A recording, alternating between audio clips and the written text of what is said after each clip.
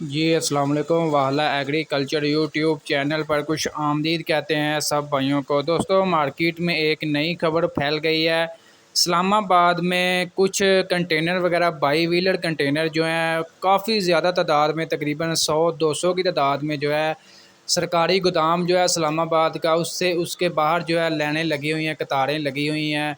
और बहुत ज़्यादा जो ज़मींदार हैं डर चुके हैं। बाकी मार्केट में ये भी खबर जो है गर्दिश कर रही है कि ये जो गंदम वगैरह ये रूस से आई है।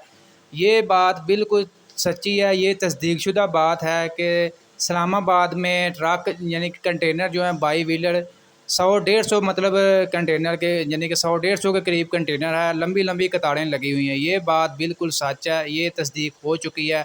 लेकिन दोस्तों, इसके बारे में भी फ़िलहाल तस्दीक नहीं की जा सकी कि ये गंदम रूस से आई है या किसी और जगह से आई है। फ़िलहाल ये खबर कन्फर्म है कि इस्लामाबाद के सरकारी गोदामों के बाहर जो है लंबे लंबे जो है ट्रकों की, कंटेनर की, यानी कि लाइनें वगैरह लगी हुई हैं।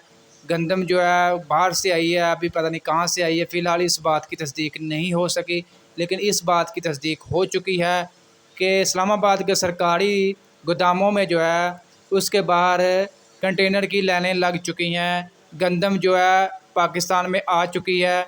इंशाल्लाह इसके बारे में मज़ीद जैसे कोई अपडेट वगैरह मिलती है कि वो गंदम कहाँ से आई है, कोई तस्दीक खबर मिलती है तस्दीक शुदा, आप दोस्तों के साथ लाजमी शेयर करेंगे।